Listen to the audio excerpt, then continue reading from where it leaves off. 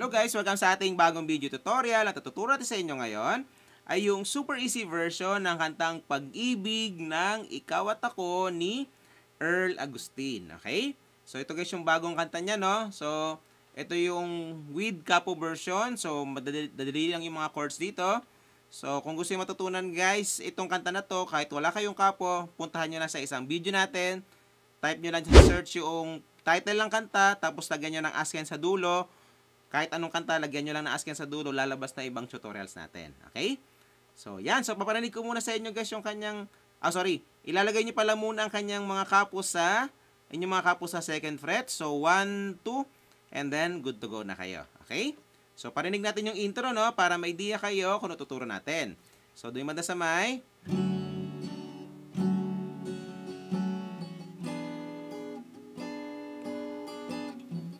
Okay? So, doon yung banda, no? So, paano yon? So, yung mga chords natin, guys, para sa mga intro ay C major 7. Ayan, dalawa lang.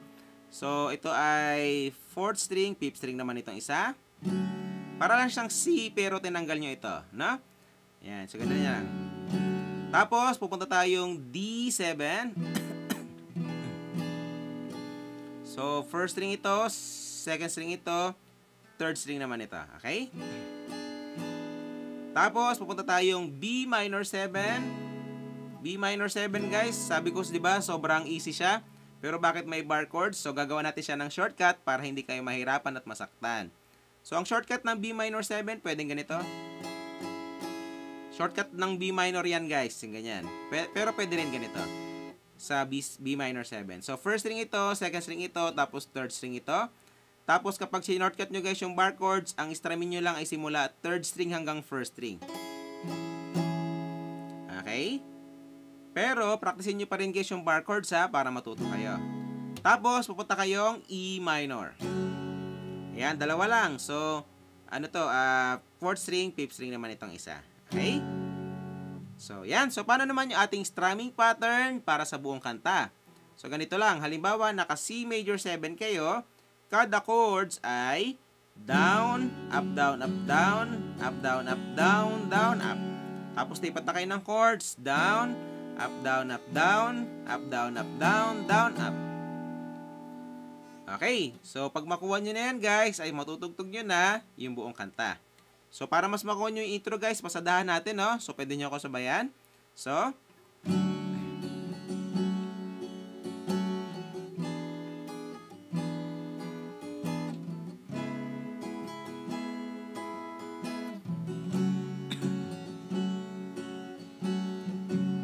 okay. So, yan. So, ganun na kadali, guys, yung mga intro. And then, after nun, ay pupunta na tayong chorus. So, doon na yung banda sa may kakaiba, pag-ibig nating dalawa. So, doon yung banda, no? So, paano yon? So, yung mga chords natin, guys, para sa mga chorus ay C major 7, tapos D7, tapos B minor 7, and then E minor. Pagkatapos nun ay A minor 7. So, yung A minor 7, guys, ay second string ito, fourth string naman ito. Tapos, pupunta kayong C. Tapos, G. Yan, yung G, first string, fifth string, sixth string naman ito isa. Ito, yan. Tapos, G ulit. Okay. So, same pa rin yung kanyang strumming pattern, guys. Kanta natin siya para mas makuha nyo. Pwede nyo ako sabayan, ha? So, kakaiba, pag-ibig nating dalawa, di maikukumpara. Pagmamahal ang tapat at totoo, pag-ibig na ikaw at ako.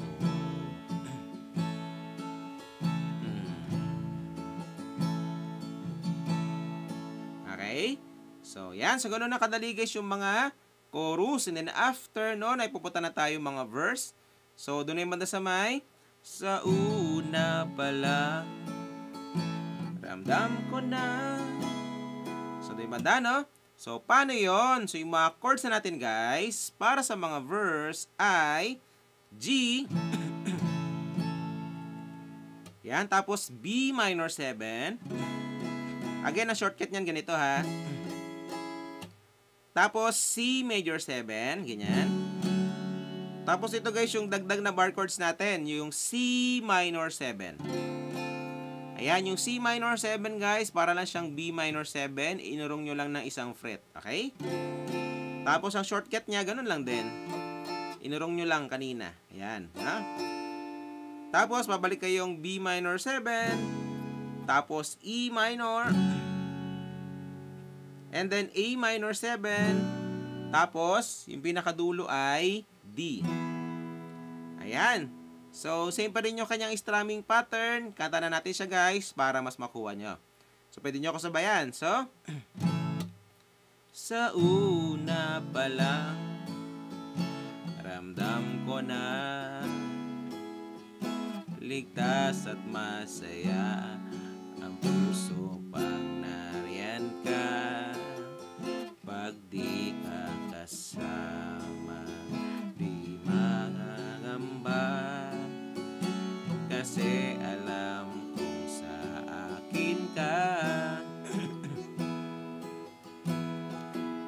Okay? So, yan. So, ganun na kadali guys yung mga verse. And then after nun, ay pupunta na tayong chorus. So, doon ay banda sa may oh, baliwala ang sasabihin. So, doon ay banda, no? So, paano yun? So, yung mga chords natin, guys, para sa mga pre-chorus ay C major 7. Oh, baliwala. Tapos, B minor 7.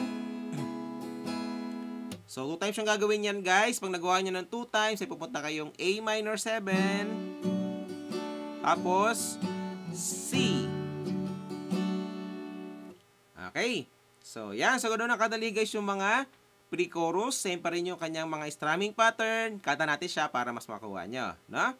So, oh, baliwala. Tapos, ang sasabihin ng iba, kahit na hindi nila maintindihan. Tapos, kakaiba.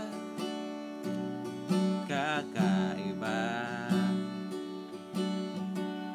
Okay? So, yan. So, ganoon na kadali guys yung mga pre-chorus. And then, after nun, ay pupunta na kayong mga chorus. Same pa rin yung mga chords niya. Tapos, verse. Same pa rin yung mga chords niya. Tapos, pre-chorus uli. And then, chorus uli. Same pa rin yung mga chords niya. And then, tapos na yung kanta. Okay? So, yan. So, pagsama-samahin nyo lang guys yung lahat na tinuro natin at matutugtog nyo na yung buong kanta. Okay? So, enjoy sa bago nyo matutugtog guys. Kita tayo sa next video natin. Bye!